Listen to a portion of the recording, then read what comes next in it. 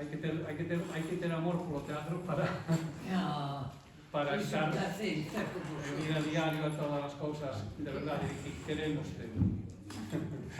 E entón procedemos a esta segunda palestra despois xa da sustanciosa de onte, na que eu e creo que o público disfrutamos moi ben porque todos os contertulios, desde os institucionais ata os teatrais e ata as teatrais, pois tiñan, digamos, que nos expresaron unha visión moi diferente, dependendo de cada caso, pero moi reveladora do que pode ser a función do teatro no ensino. Pode haber máis, pero as que escoitamos onte son referencias directas da praxis do teatro que se fixo aquí en Ferrol. E para min, como home de teatro, resultoume moi interesante. Moitas grazas a todos e todas as contertulias de onte. Esperamos hoxe estar á altura e para iso contamos con tres xornalistas. Xa digo eu que eu non vou estar á altura. Tres xornalistas, críticos teatrais. O crítico teatral non sempre exerce exclusivamente esa función nos medios, non? Pero si os medios, para min, representan un axente teatral de importancia, aínda que non aparece normalmente nos programas, non aparece nos libretos, non aparece nos libros de teatro, pero a crítica ten unha función moi importante. A crítica, a noticia, a reseña, a entrevista. Eu concretamente tiven que recorrer a ese tipo de material para poder recompoñer a historia do teatro estudio. Sen ese valiosísimo material sería moi difícil hoxe en día poder recrear todo aquilo significado, toda a súa historia, todos os seus actos.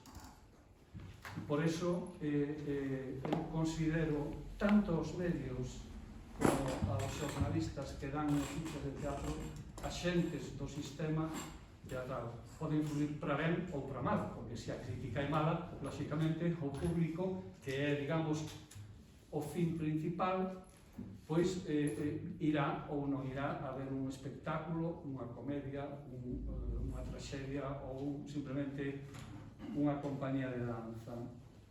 Bueno, pois dito isto, quero recordar que os medios que eu consultei para facer o traballo foron el Ideal Gallego, el Correo Gallego, La Voz de Galicia, a revista Proa do Instituto, xa non existente, e o diario La Noche.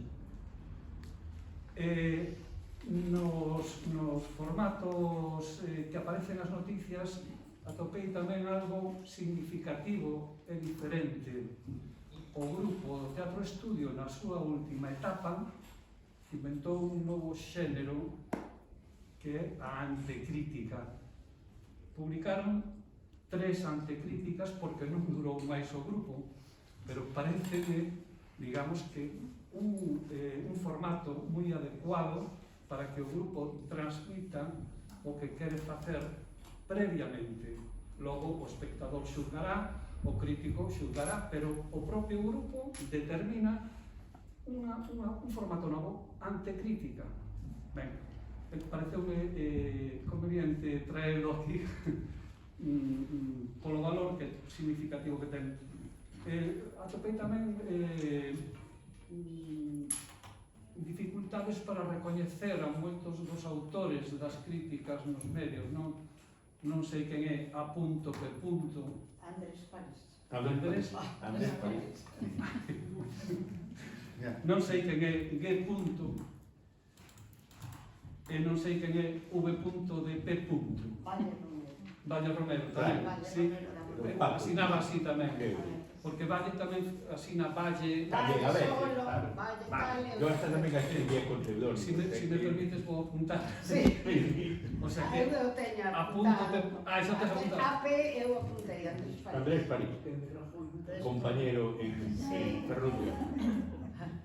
Y este va así.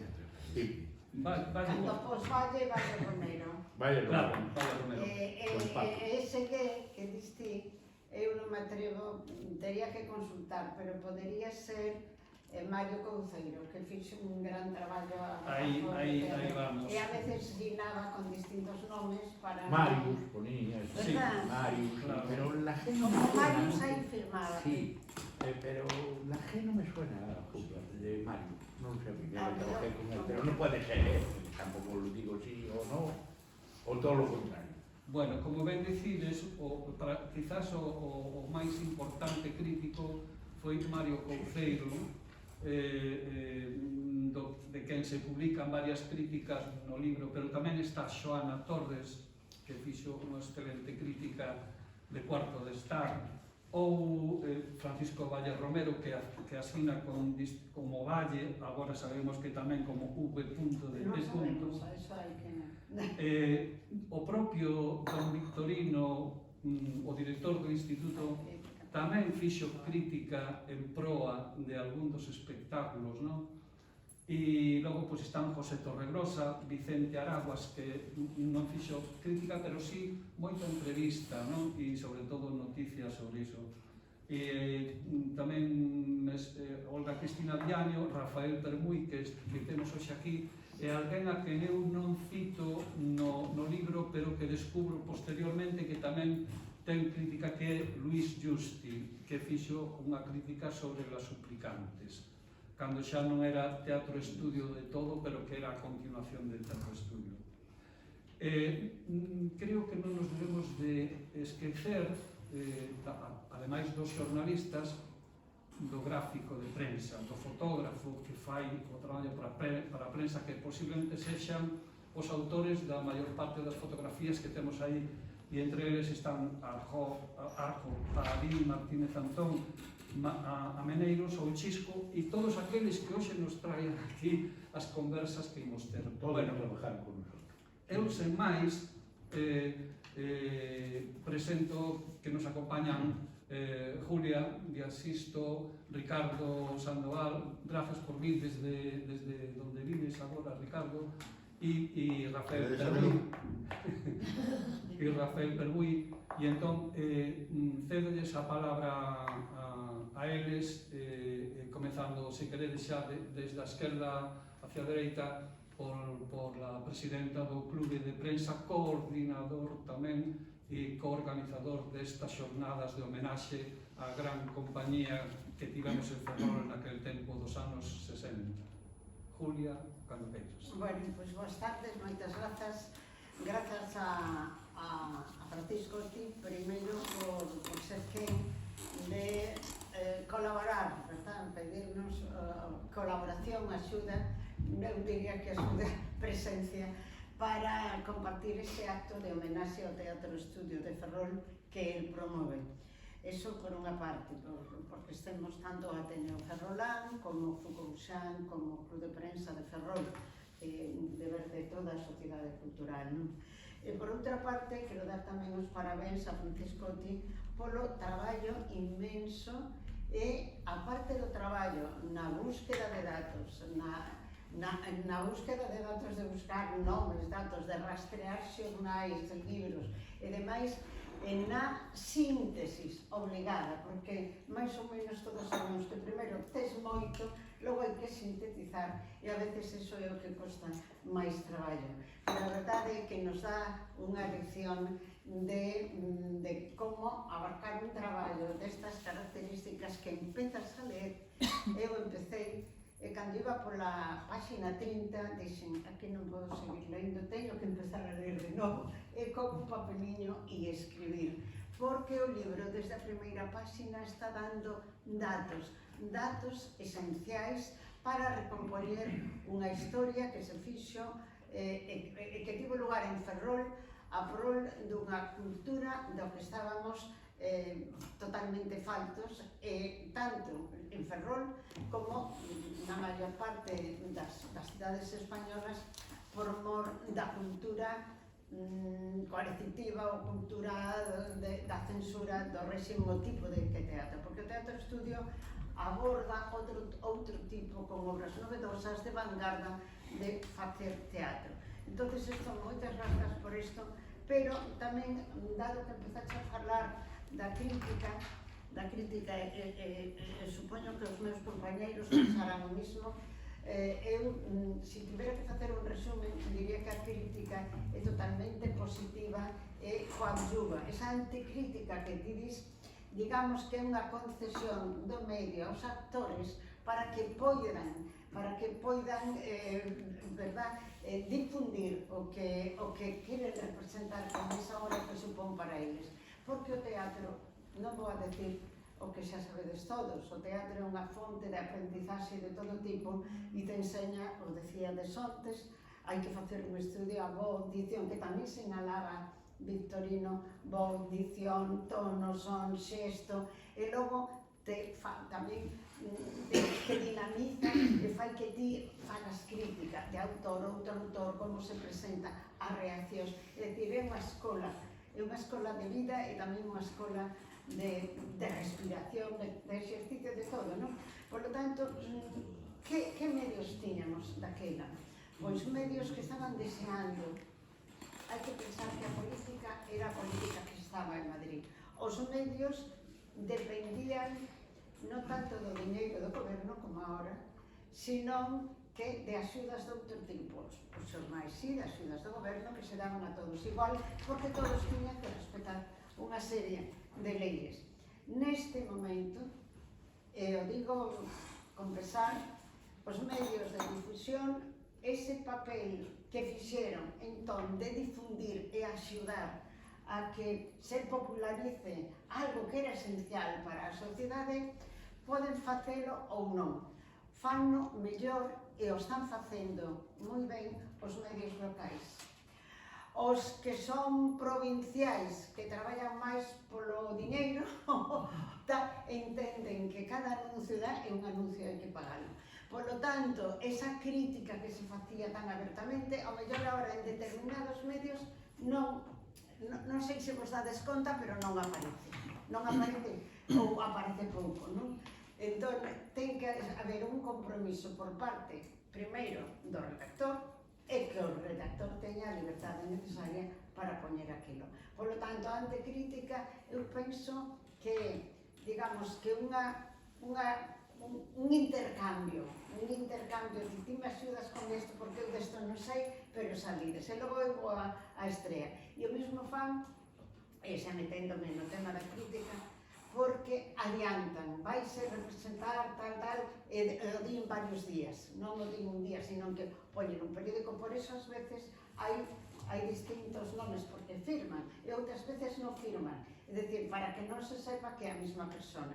Dentro da crítica, Mario Couceiro, para min, é un dos que, con moito coñecemento literario e de teatro, fai unha labor extraordinaria. En aquel momento está no Correo Galego e a verdade é que destaca, insiste e ademais fai chamadas a favor de que as institucións públicas, os concellos, tiren do teatro para festivais de verano. Aquí deixase ver, a ver, é unha lección, isto que fixeche, recollendo todo, a verdade que descubre unha parte de historia fundamental, tanto para o xornalismo como para as necesidades culturais que se estaban tratando de poñer, sabes, de solventar, de ocupar ocos, porque o ves, por iso dixen, empecé a ler, pero logo tuve que escribir, porque colles moitas, están moitas, sabes, moitos datos están de moitas esferas e podes analizar pola crítica, polo tratamento dos xornais, polas obras que fan, polos actores que se consiguen, por como a sociedade e os que traballan, os actores e os directores intentan poñer obras de vanguarda para facer un teatro totalmente fora dos ámbitos, e non quero estenderme tampouco, dos ámbitos do que está a cultura tradicional e popular, digamos que do réxime, nunha palabra, non? Entón hai unha serie de autores bueno, que non vou mencionar porque senón destriparía o libro, é importante que se venda, pero sí que son unha serie de autores sumamente importantes e moi avanzados. Bertolt Brecht, Fernando Arrabal mencionaba, pero isto é no ano 66, é dicir que están facendo el cianuro solo con leche, fan unha serie de cousas, e logo está a xente que se dedica ao teatro, e como desde Ferrol, desde esta cidade, sale un grupo de teatro que vai cara a Madrid, a partir do ano 67, que vai cara a Madrid, empeza a traballar, vai por Navarra, vai por Asturias, e tal, e de golpe decide volver. Eduardo Alonso, Luma e todo máis. E cando volven, a donde van? A facer teatro, a enganchar o teatro e a facer posible que o teatro galego sea en unha dimensión máis ampla, se faga realidade. Eu, hasta aquí falo do libro, do que leín, porque eu chego á radio e ao mundo da comunicación posteriormente, no ano 68 e 69, pero tive a oportunidade de coñecer grupos teatrais que chegaban tamén ao Instituto Femenino Sofía Casanova, porque eu fixen preu máis tarde por unha serie de circunstancias. Entón, que pasou? Toda esta xente viña con unha preparación que beberan en fontes do Teatro Estudio de Ferrol. E Eduardo Alonso, todos eles crearon o que foi o Centro Dramático Galego. E hai momentos no teu libro que me parece que é Xoana Torres, a que dice que Ferrol pode ter un centro dramático nacional e un centro dramático ferrolán. Tamén me parece que Xoana Torres, ou cando se gana os 5 premios nas xornadas da Coruña, de Teatro da Coruña. Bueno, creo que Xoana o que propone cando ela gaña o premio Castelao, comenta en prensa que o grupo que podería levar adiante os seus espectáculos, o seu texto sería o Teatro Estudio de Ferrol. É dicir, que é unha forza que Ferrol adquire e que ademais era necesario que Ferrol tamén poidera constar nos canles da literatura, como neses anos que van desde o 62, probablemente ti señalas que pode haber algo por aí antes, que tamén está no mapa da literatura que se move, que se exporta, porque parece que Ferrol somente soubo tema de carácter social relacionado co mundo obreiro, pero tamén houve xente que traballou moito sin despreciar o mundo obreiro, porque estaban polo mismo, pola cultura e con moita calidade. Entonces, eu quero salientar que ao longo desos anos, desde 1962 máis ou menos ata 1967, chegaron a representarse cerca de 26, 27 obras, porque hai un entremés pequeniños que duraban pouco, entre meses que chamaban, que duraban pouquiño, poñían unha sesión telesobriñas. É dicir, cando os chamaban o Ben de Cáritas, ou polo Día Mundial da Caridade, Día Nacional da Caridade, entonces facían obras, pero sempre os chamaban con pouco tempo.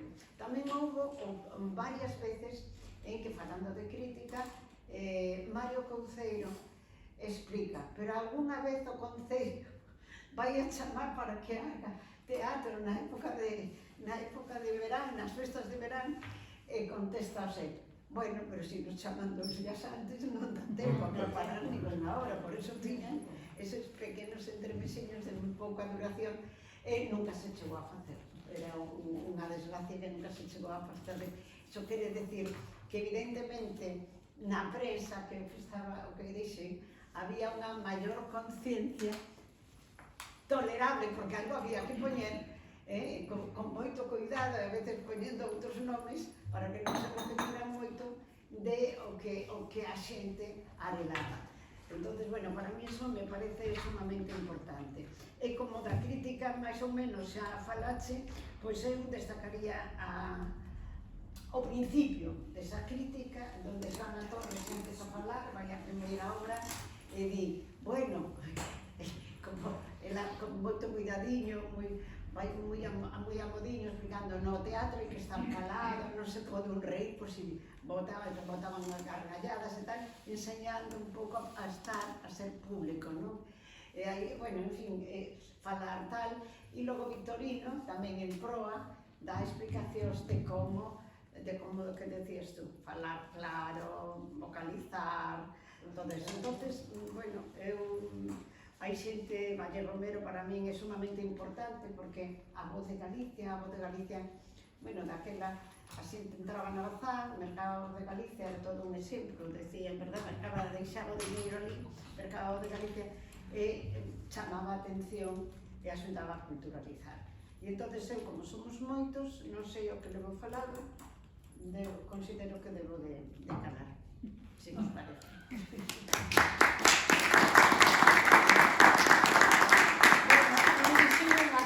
Perdón, entre a crítica, entre a crítica teño que sinalar a Rafael Permuy, porque na última obra de O Teatro Estudio fai unha crítica furibunda, verdad? Porque Ferrol perda o que é un teatro, por lo tanto, pois era eso. Gracias, Julia.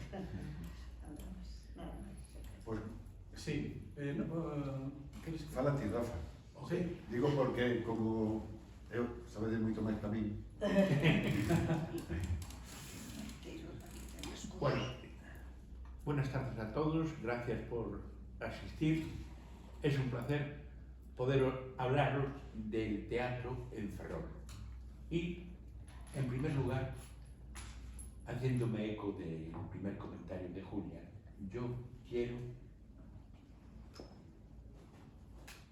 mandar mi felicitación más cordial a Francisco Otti por este trabajo. Este trabajo es digno de encomio, es recuperar algo que estaba olvidado en Ferrol y lo has traído aquí. Y estas jornadas que tú, junto con otras entidades culturales de nuestra ciudad, has conseguido poner en su sitio lo que fue el Teatro Estudio Ferrol. Bien, comienzo diciendo que yo no descubrí el teatro me descubrió a mí, en el sentido de que el teatro vino a casa. Cuando yo era un niño, veía que llegaban Vicky, su hermano Rafa, Taibo, Churricalente, la madre de esta chica, que están aquí, y yo era un crío, pero era un crío observador.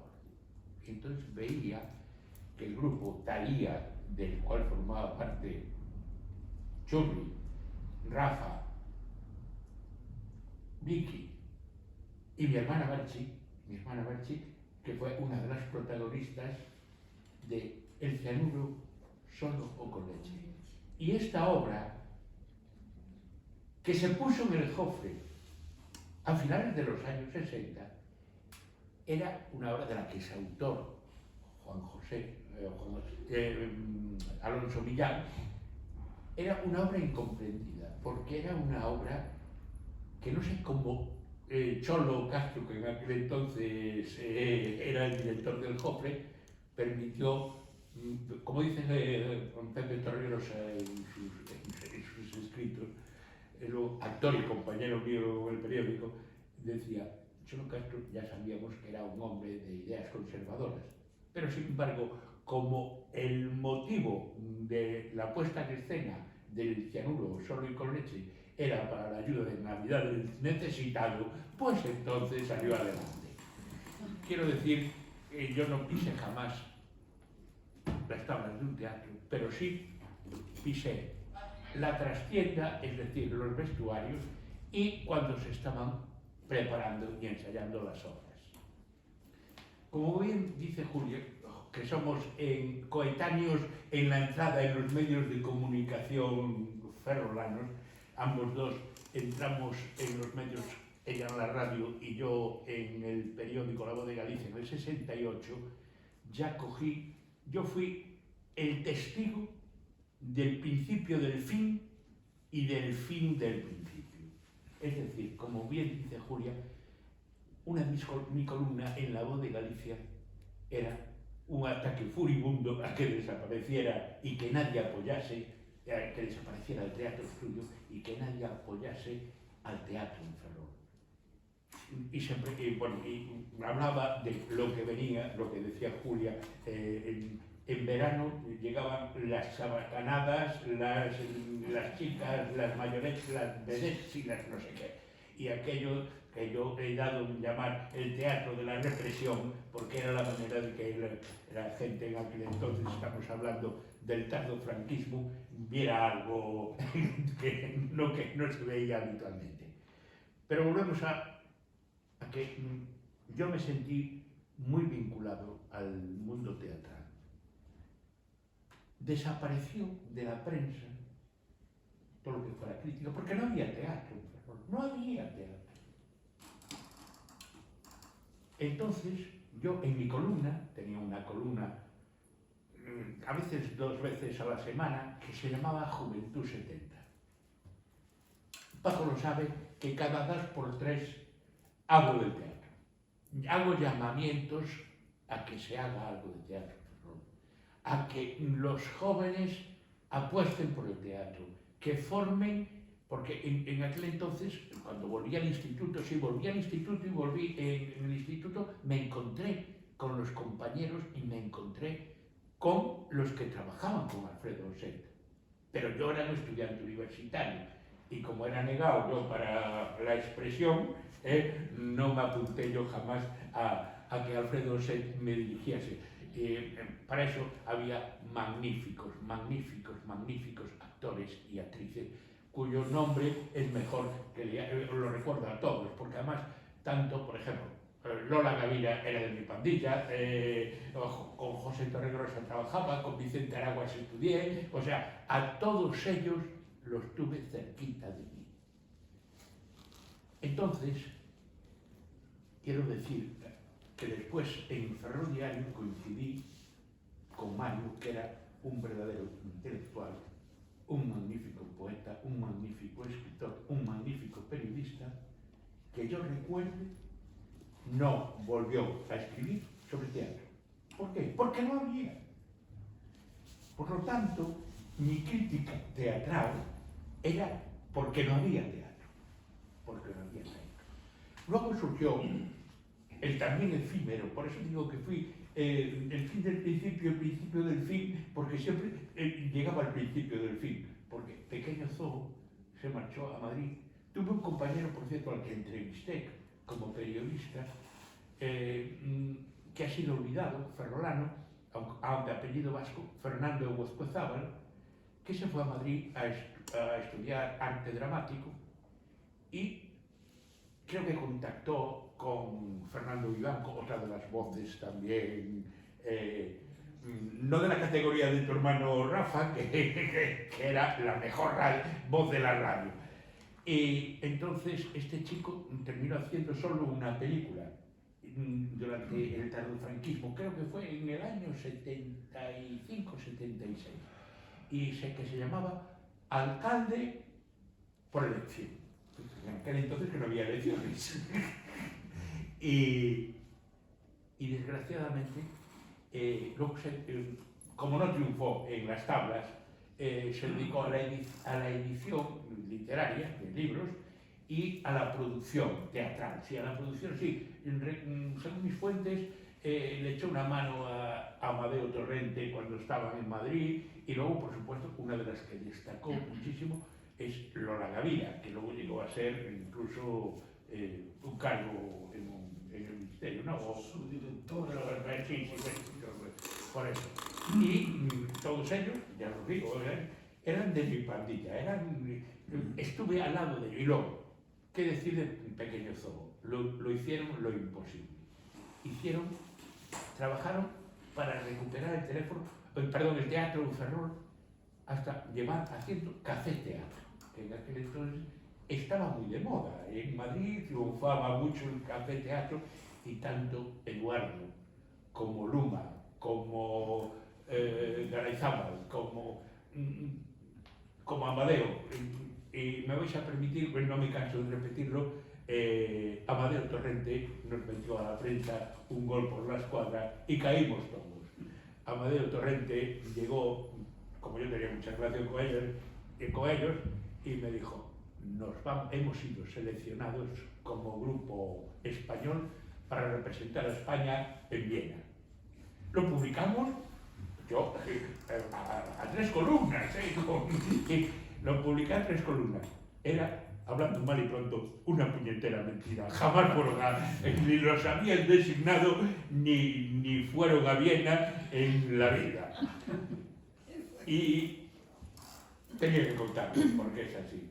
Y creo que mi contribución pequeña era el cabreo que tenía porque no había teatro. Y eso no sé que no me cansaba de escribirlo, en mis columnas. Ahora, hice llamamientos a todos los jóvenes, estamos hablando del año 70 y todavía sigo esperando. Estamos en el 2024. Muchísimas gracias a todos.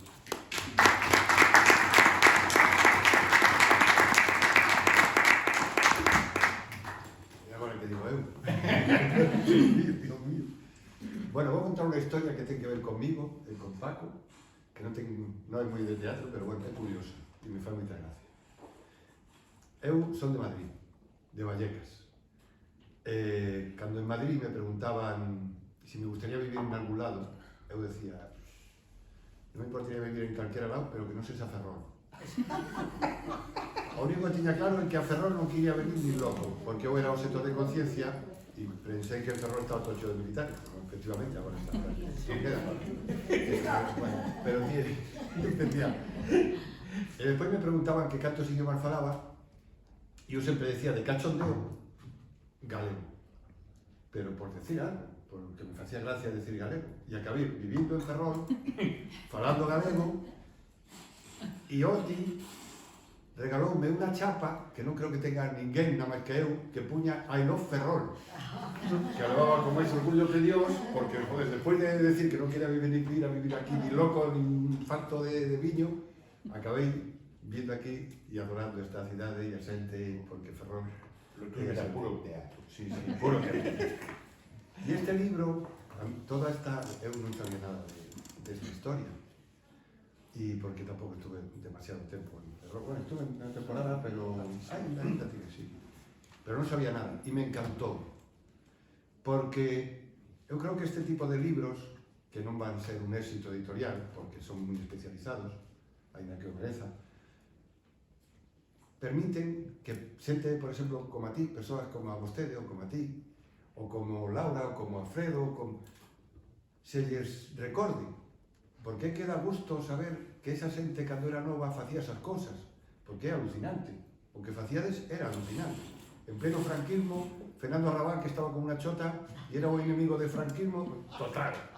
Bertolt Brecht, que non te digo nada, Bueno Vallejo, outro que estuvo na cadera. Condenado a muerte. Sí, pues esa que, digo, pero esta xente como... E claro, eu creo que hai, e despois Vitorino, o director do teatro. E para a xente que coñecimos o franquismo, pues bueno, non nos extraña, pero xente que non sei, ti amigo, non sei. Ti tamén o beneficio. Algo xa. E entón tamén permite ver cousas, como por exemplo a entrevista que lle fan a Laura, que é un misterio que quero saber eu, a mellor vostedes saben, cando di que vai deixar o teatro porque se casa. Sí. Todo o libro dicindo que era a mellor, que era fantástica, que tiña unha voz divina, chega unha entrevista e di, no, deixo o teatro para sempre porque me vou casar. E digo, coño, isto... E eso é moi sintomático daquela época, cando as mulleres non podían nin ir ao banco sin permiso do marido. Digo, por que deixo... Sabedes por que deixo o teatro, Laura? Tío, sabes? Pero por que? O marido decía que non actuara o que? Foise fora. Marcharon a, non sei se directamente a Vigo. Coño, pero en Vigo tamén podía facer teatro.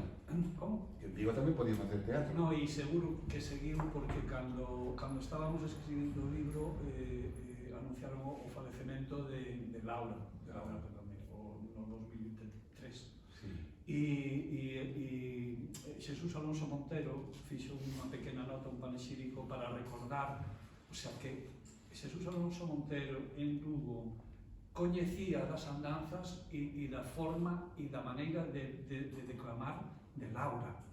Dicía, no libro contase ben a anécdota, que o teatro en Galicia tiña que estar de luto, que tamén tiña que estar de luto, porque a fermosa voz de Laura como recitadora, non como actriz, a Xesús non a recoñecía como actriz, pero era unha actriz grandísima, sabémoslo todos hoxe. Recoñecía como recitadora, porque eu creo que debía de participar en outros actos organizados aos que xente como Xesús Alonso Montero asistía. Unha pista, sí. Sí. Bueno, me alegro de que o marido non lle... Nese caso, perdón, nese caso este tamén Mecha Díaz, actriz do grupo, ao casar deixou o teatro, pero iso era prácticamente o habitual. Claro, por eso, que tamén aquí te das conta de como era a cousa naqueles tempos, porque coas pequenas historias que moitas veces son as que te permiten ver máis que os grandes feitos como era a vida cotidiana. Por exemplo, o feito de que o director do instituto tuviera que irse porque se declamaron versos de García Lorca tamén di moito, que é unha cosa que non entendo, porque despois de representar Bertolt Brecht, Fernando Arrabal, van e se mosquean porque de García, cosas incomprensibles daquela época. Son un pouco dese tempo, non se conta, pero a única anécdota que nos queda é que Alfredo procuraba a profesionalización, que, digamos, a primeira vez que se fala diso en Galicia, non?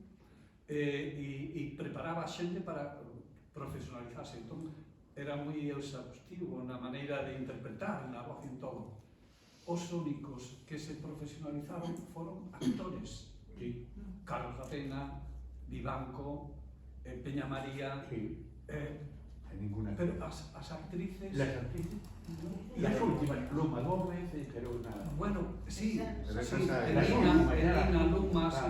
Pero bueno, eso xa na última etapa máis final, pero no... A circunstancia de Luma é que é a muller do director. Tamén é a muller do director. Influye muchísimo máis. más. A circunstancia é moi distinta, porque Estoy de acuerdo participan no mesmo contexto, as mesmas integranzas e os mesmos obxectivos. Totalmente. Pero eso non era a situación habitual. Habitual non é. No era nada habitual.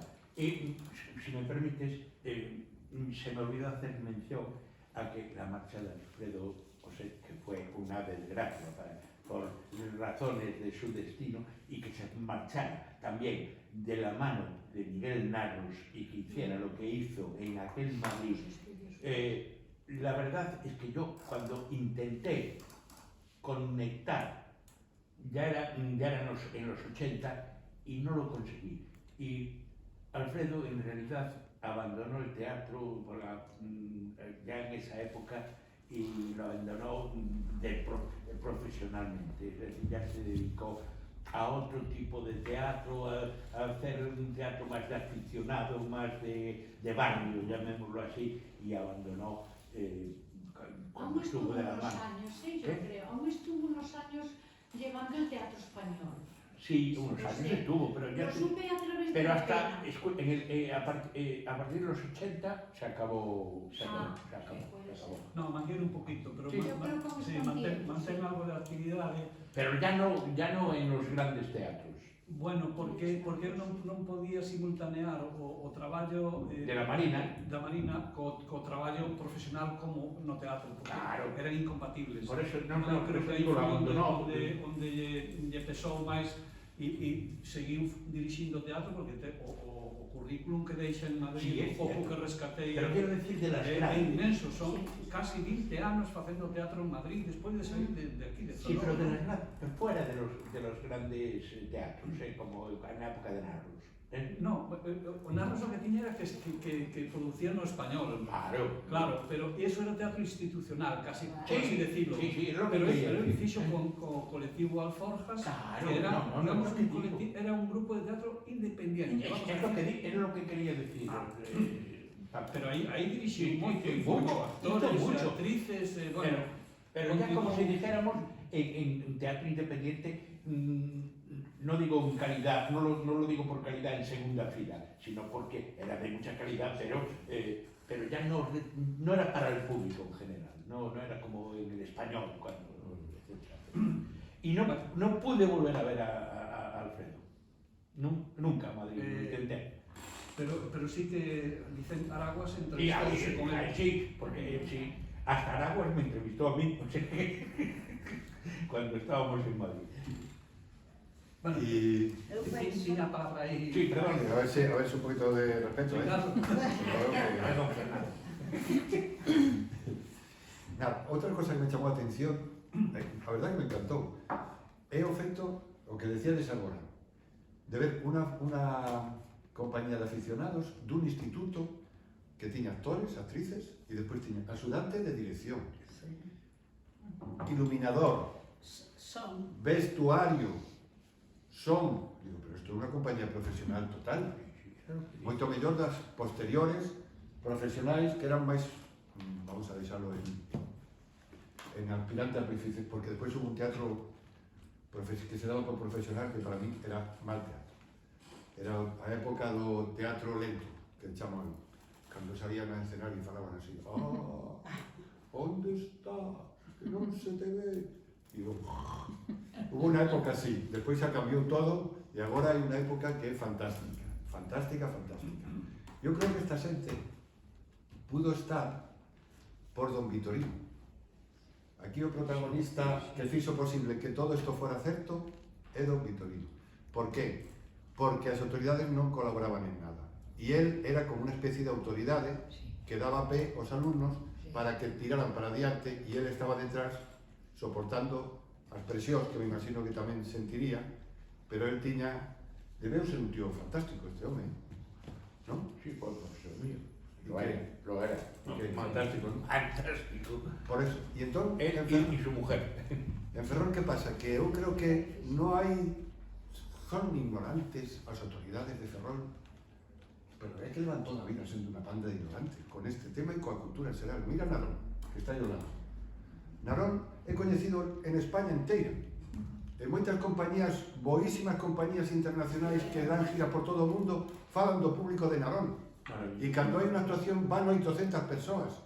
800 persoas que saen, despois do teatro se van a tomar unha cañita, se van ao restaurante, que como decimos agora, consumen, que é unha palabra un pouco fea, pero bueno.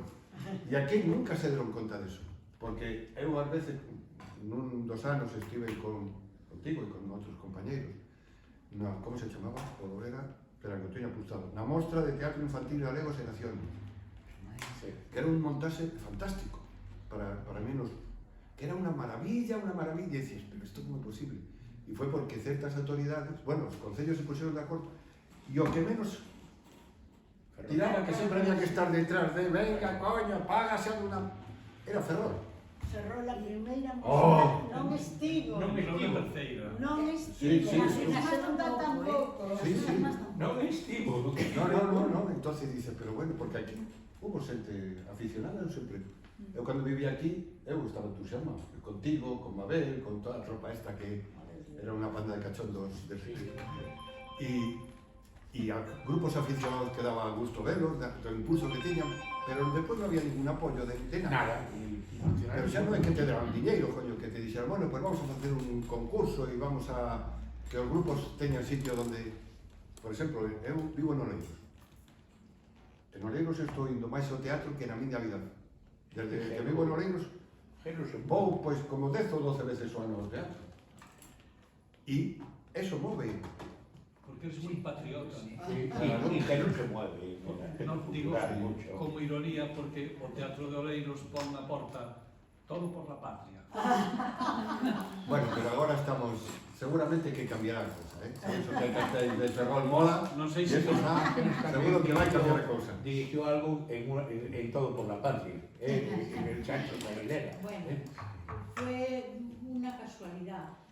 Os decía ayer que las dimensiones del salón de actos del Concepción Arenal pues daban lo que daban. Cuando nos cambiaron las butacas de madera a las de resina, perdimos un montón de localidades.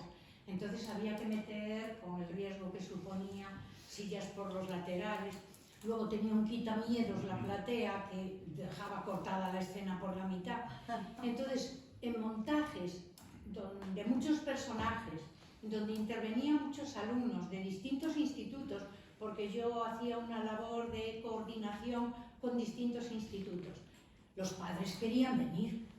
Muchos profesores querían venir también. Entonces hubo una polémica terrible de si las obras eran solo para los chicos del Concepción Arenal y se hacían en función de aula y solo podían verlo sus compañeros, y eso era restrictivo de todo y desgraciado, porque los pobres chavales querían que sus amigos también los fuesen a ver y querían que sus profesores asistieran también.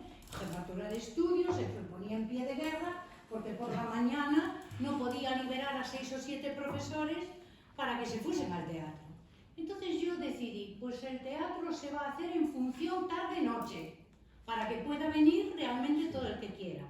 Entonces se puso en pie de guerra el claustro, usted es funcionaria y usted no puede cobrar un centavo. Y digo, pues yo voy a pedir un donativo y voy a ir a donde me dejen un espacio más amplio.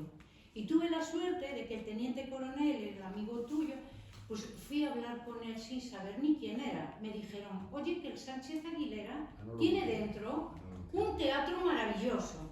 Una lástima que es el loco Malasilvas, ¿verdad?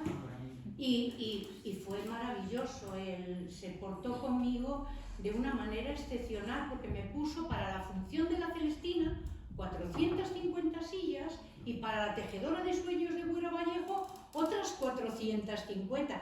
Y se agotaron las localidades, que quedó gente fuera. Es decir, yo todo mi agradecimiento. Y si hubiese hecho alguna función más, pues probablemente iría más gente. Lo que pasa que mi planteamiento no era el de un grupo lucrativo. Yo hacía teatro para acercar la literatura a mis alumnos.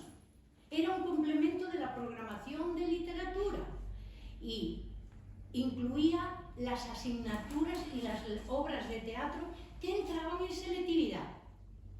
De hecho, estrenamos el Tragaluz de Buero Vallejo y cayó en selectividad y la aprobaron con nota todo.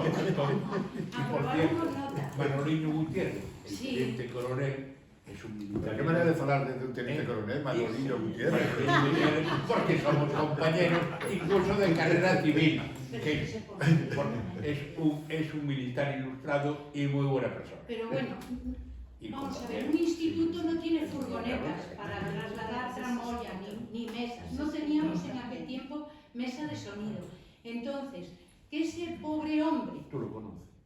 encantador, me facilitase, bueno, Ángeles, ¿necesitas mover cosas? Pues claro, una Celestina, ¿cómo no? Con la de cuadros que tenía, ¿cómo no necesitaba? Y me mandó unos soldados encantadores que me hicieron la mudanza.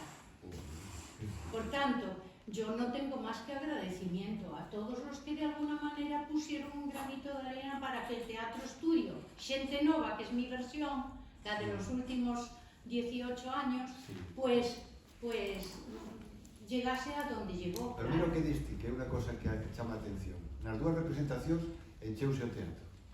O Jofre Entón, agotei o que digo localidades, sempre é que son ignorantes. Hai Sí. os Hai moita responsables, demanda. son porque aquí en Ferrol a xente quere. Claro, Cando se monta calquera cosa, a Está xente, cheo, eu me acordo de ir, cando había calquera cosa, a xente iba encantada. Bueno, E a Narón va un montón de xente de Ferrol. El Kiko, que leva traballado polo teatro, eu estiven en todas as súas estreas, me parece. O teatro chea, enche. Sí, sí, Claro. sí que enche. E crea afición. Sí. Sí, crea. Bueno, creo que, se me permitides, creo que en Ferrol hai un feito curioso, non? Enche máis, por exemplo, un teatro como o Jofre, enche máis cando quen actúa é xente da zona ou da comarca, Sí. tanto sexa profesional como amador, que de xente que é de fora da comarca. Mira, É pues curioso. é moi curioso. É curioso. Sí, sí. Pero é unha realidade, comprobada, además. É que xogades na casa. Sí. Sí. Sí, pero eso é raro, porque o teatro Jofre enchelo habitualmente é ao revés. Pensas que se son de fora son mellores. No, tamén hai esa filosofía, pero logo encher Sí. enche máis a xente que cousa, o propio Ferrol é unha comarca, pero moitísimo máis, moitísimo máis. Ainda que logo é denostado, incluso a veces, me acordo ahora, precisamente hai nada, cando fixemos a da Gloria Nacional de Torrente Ballester, había unhas señoras entre o público e unha delas decía, mira, ten que vir aquí, bueno, por días de Valla, que era unha obra feita con varios grupos de teatro amador de aquí, da zona de Ferrol, non? De Ferrol, sí, eran de Ferrol, de Narón, bueno, xuntei xente de varios grupos, porque era así de, bueno, de bastantes personaxes. E, bueno, a cousa era que esta señora decía, mira ti, ten que vir xente de fora para facer isto. E entón había a nai dun dos actores que estaba sentada detrás destes señores e dixo, non, son toda xente de aquí. Estás segura? E a señora lle dixo, estou segura porque aquel é o meu fillo. Aquel é o meu fillo. É un pouco tamén, cando se fan cousas, enche, pero logo como que non se cree no que hai aquí. E hai moitísimo tecido teatral. Moitísimo. E de calidade, Sí. no teatro amador. Sí. E no profesional, Non só aquí, están empezando a hacer e cousas. nos concellos o sea, na zona esta. Yo hasta Ay, los ay, ay. amateurs que he conocido, que fueron compañeros y amigos míos, eran fuera de serie, y las mujeres no digaban. Pero de hoxe en día, agora, non te estou falando dos anos 70, estou falando de agora, De agora, 2020, sí.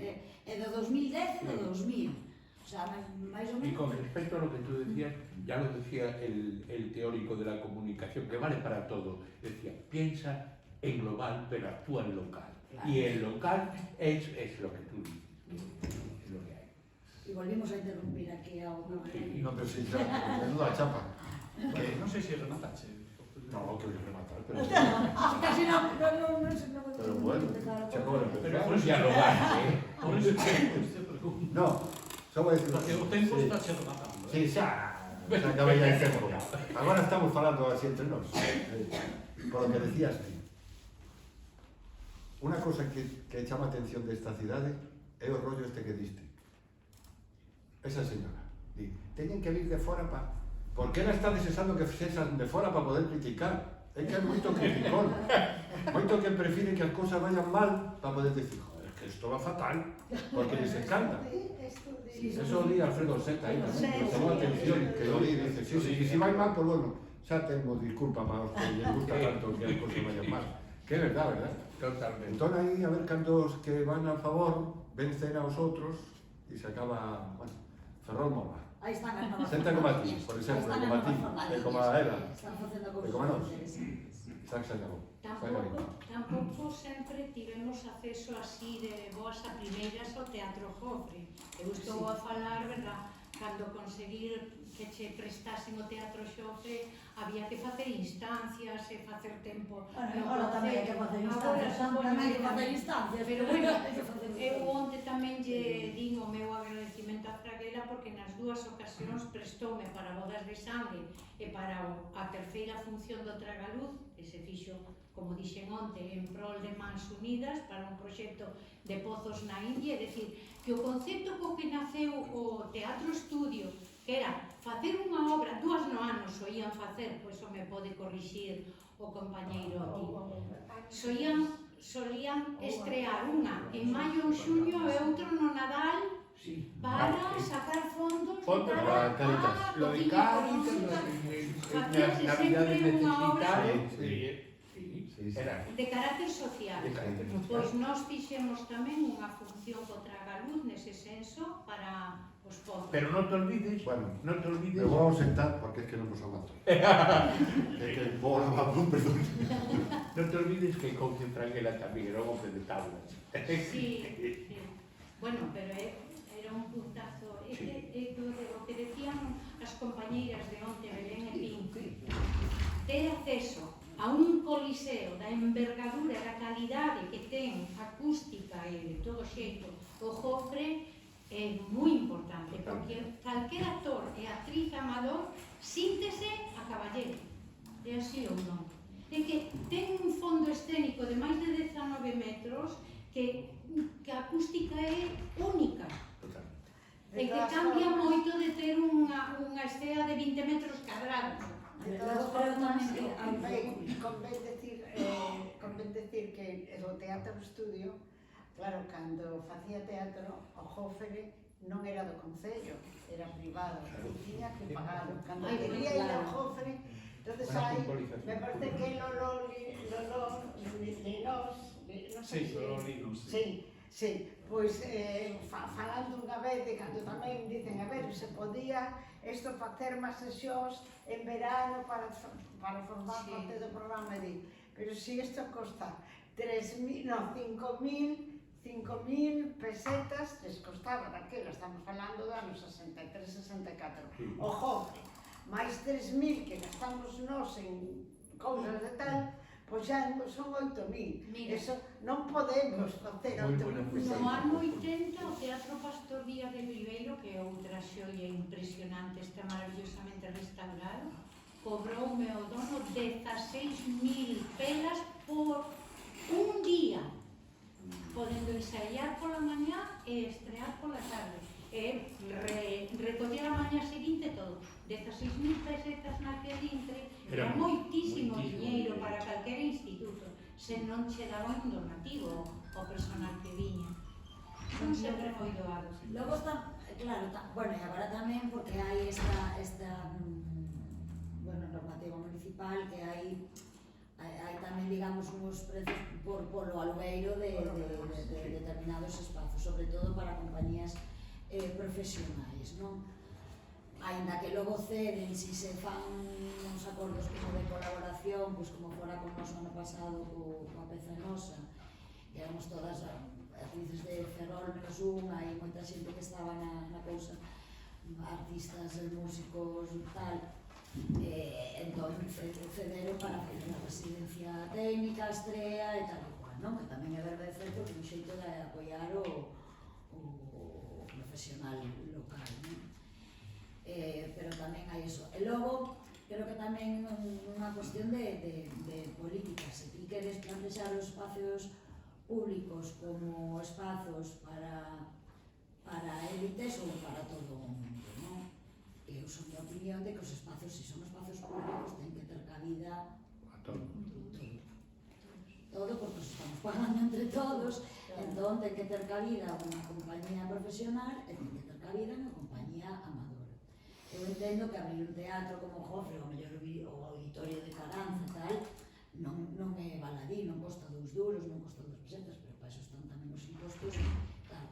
E de feito, creo que todos son beneficios cualitativos, non? Son beneficios simbólicos, porque estás apoiando o tecido cultural da comarca, que iso é riqueza. Pero es que en los años estos que Cosa que non se hablando, plantexa a cultura como un enriquecemento público, non? En términos productivos, non? En términos productivos non se plantexa como Pois eso é un error, iso, eh? non? O como, É un claro, error, que é un erro. Pero un erro, xa non é un erro porque se xa culto ou cultura, un erro económico. totalmente. Non erro en É que a todos os cultura sentidos. move moita pasta. En todos. Moito dinheiro En todos, e pero moitos a postos de industria traballo. tamén, non? A industria non é só, desculpademe a xente dos estaleiros e de tal, a industria non é só o naval, hai máis industrias, non? Hai industria naval, hai industrias culturais, hai industrias da literatura, hai etcétera, miles, quero dicir, un montón. Quero dicir que o erro está no plantexamento, non? De que pensar que Ferrol solo depende do naval cando hai outras industrias que poden tamén apoiar o futuro da cidade e da comarca. Por eso, en aquella Hai unha época, pouco ceguera. cuando nosotros hablamos de esto, del teatro estudio, en los años 60, pues no había una concejalía de cultura, había concejalía de fiestas, y por eso pedíamos ayuda a las a lo institucional, a lo municipal, y caía en saco roto, no nos hicieron caso nunca. Eran festejos Julia presentó alguna igual que el parque, alguna cosa, pero era... No cobraban.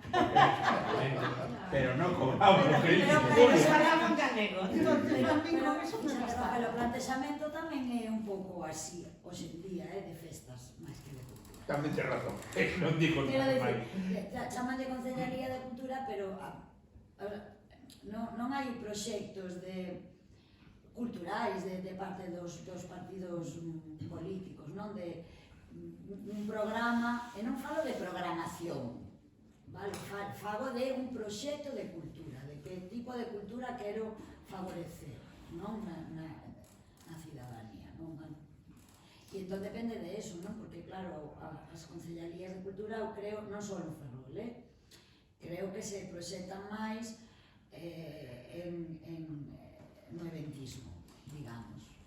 Pois polo Día da Muller trai unha obra para o Día da Muller, pois polo Día das Letras Galegas trai unha cousa para as letras galegas. Pois, non hai un proxecto, digamos, continuado, non? Que é coherente, que teza que raíce na cidadanía. Por exemplo, en Narón, que falábamos antes, por que funciona? Porque hai unha constancia dun proxecto, non? E os proxectos desenvolvense no tempo. Entón, se os hago un proxecto adiante, logo ven outro e mo tira abaixo, se un proxecto que funciona, se non funciona, pois non, vale. Pero se funciona, porque tiras abaixo e a xente está contenta, deixa o que continue a ver onde leva, non? Entón, por eso creo tamén que para desenvolver proxectos é importante o tema, tamén funciona porque o padroado independente dos partidos políticos, de quen goberne en Narón. Está o padroado, si se xestiona cos impostos públicos, non? Cos cartos de todos, pero é independente do Concello, digamos. Depende o financiamento ven do Concello, pero como entidade organizadora é independente do Concello, co cual é unha entidade que ten continuidade. Que goberne quen goberne, eso está aí, funcionando. Entón, ese é o... A verdade é que é un tema interesante, pero estamos nos metendo na mesa de mañá. Mañá xa vos soltou. Continúan os actos de homenaxe ao Teatro Estudio con outro tema que creo que é onde encaixan máis precisamente estas últimas intervencións. De feito, un dos contertulios será precisamente o director técnico do Padroado de Cultura de Ferrol, que seguramente nos dará datos de todo o seu proxecto e de por que funcionaría ou non funcionaría. Estarán tamén con él a Irma Antonio, a presidenta da Academia Galega de Teatro, para falar precisamente deses temas, e o presidente do Ateneo, Don Gil, e tamén Gonzalo Ruiz, e ti mesma, Elga, creo que tamén estás mañán. Entón, o tema de hoxe era máis... A prensa. Sí, máis... Perdón que me fume. Cal era a función da prensa no teatro, e creo que algo descubrimos sobre o tema. É verdad que era ese o tema. Mira, unha cosa, falando un pouco. O da crítica, non botades en falta a crítica teatral? É que non hai crítica teatral, hai crítica de cine, pero crítica de teatro non hai crítica ninguna. En el periódico se dejó. Pero é que non hai Eran nada as de cousiñas crítica. que tiña eu aquí a Lo dijimos, sí, lo dijimos, tío, que no había crítica. Claro, non hai, porque mira, cando vas ver unha obra de teatro, que a mellor queres ver como vai a cousa e tal, empezas a mirar por internet, que mira que internet hai de todo aí. Pois é rarísimo caso unha crítica. Contratar un crítico. Bueno, aquí en outros foros, nos festivales, é algo máis habitual. O sea, a crítica en Madrid funciona, é máis move espectadores, é máis, hai críticos que son os máis leídos. Sería lo local, periódicos locales. Pero digo, en Galicia en xeral. En Galicia non en Ferrol. hai, está En a Galicia, Galega de Teatro, Hai hai de Taguas, hai varias plataformas aí. Hai algo, pero non, eu con xente especializada. Eu coñecían a críticos teatrales en Galicia nos anos 80 e mesmo nos 90 e nos 2000. algún comala. Aquí temos un, por exemplo, non, é unha brincadeira, pero sí que hai O que pasa que houve xente que exerceu, Antón Lopo exerceu de crítico no Correo Galego, Camilo Franco exerceu de crítico, bueno, e hai máis xente que poderíamos citar no mesmo oficio, non? O que pasa que a profesión tamén é crítica cos críticos, quero dicir que normalmente a crítica que se facía en Galicia ou iba contra o CDG ou ia contra a compañía. Entón, claro, dice, oye, costou moito levantar teatralmente o país para que veñan tamén dous críticos a destrozar un pouquiño toda esa estructura que tanto custou facer, non? De todas formas, eu insisto que sí é necesario a crítica e mesmo a antecrítica que reivindicaba moi atinadamente hai tanto tempo o propio Teatro Estudio, o mismo que tiñan conseguiron ter estabilidade con unha residencia nun paraninfo dun instituto, cousa que hoxe ainda se está a reivindicar por parte da profesión, porque é moi caro ter un Jofre cerrado, pechado, sen uso, e sai demasiado caro. Non pode ser. O Jofre tiña que estar aberto a 24 horas do día. Non digo que sempre con teatro, pero sí con actividades. É unha compañía residindo e programación, pero unha programación que implicara un poquinho a sociedade, como ben veremos seguramente mañana. Ademais é que se encheu. Programación seguro que se enchían constantemente. Non, que enche. Yo te digo, en Oreiros, vivo en Mera, que hai unha parroquia, e van 300, 400 persoas cada vez que hai un teatro. E ademais o propio Jofre, desde o seu nacemento, naceu como unha institución para todos, na Horta do Sarxento e por suscripción popular. O sea, cando se construiu o Jofre non é de ninguén. Naquele tempo eran todos da empresa Fraga, que non ten nada que ver con Don Manuel Fraga. Non, era Isaac Fraga, empresa de espectáculos. Oye, una cosita, ¿por qué dices Don Manuel? Porque eu sempre lle chamei así. Don Ricardo, era para diferenciar, para que non haxa confusión. Por aquí Alfredo Conde le decía, a propósito de Fraga, si que no. Tengo un libro sobre eso. Bueno, moi ben. Algún outra cousinha? Nada, eu que me esqueci, non me esqueci, porque non quería falar demasiado, non? Era que o teatro xogou, sempre o digo, sempre que teño oportunidade, non? O teatro xogou un papel para mí sumamente importante na dinamización da cultura galega e poñela en marcha nos anos 60, xa antes no tardo franquismo, e eu me acordo daquela época no instituto, os grupos de teatro que se formaban, que iban polos institutos, que cosían, facían todo, é dicir, para mí os actores eran facían todo, levaban os aparatos, ainda se Ahora hai moito tiquismiquis. Tus hijos tamén son equipo técnico. Non se daba máis remedio. Éramos listos, operarios, técnicos eléctricos, tiña que facer de todo. Isto é xente deste tipo. A miña figura de Vitorino foi, vamos, me parecía inesquecible, ¿no? Porque se vai eles e desaparece todo, é dicir, que estaba ela e Para ser máis exactos, Don Vitorino podría ser un gran ministro de cultura. Claro. Mira esa frase, muy bonita. ¿Se puede decir? Sí, Lo citaremos. Sí, muy bonita. Bueno, pues, eu antes de irnos quería ter unha lembranza para Fernando Bores, que foi actor do teatro. O tiña eu tamén na mente, E hoxe sería o seu primeiro aniversario. Lo publiqué, así lo publicamos. Sí, pero él estuvo tamén de actor, no. Sí, Claro que estuvo de actor, por eso se lo dije a Paco al empezar, ¿verdad? Sí, comentamos. Todos o comentamos, pero... Íbamos a comentarlo y menos mal. Gracias, Ángel. Bueno, Pois xa, Sí. Bueno, moi ben, pois moitísimas grazas por vir. Mañá continuamos, vedes que o tema é interesante e con todos esos contertulios e pois agardamos que sexa unha cumprida homenaxe ao grande traballo e labor que fixo o Teatro Estudio durante toda a época que viviu aquí, que fixo teatro en Ferrol. Moitas grazas, mañá continuamos.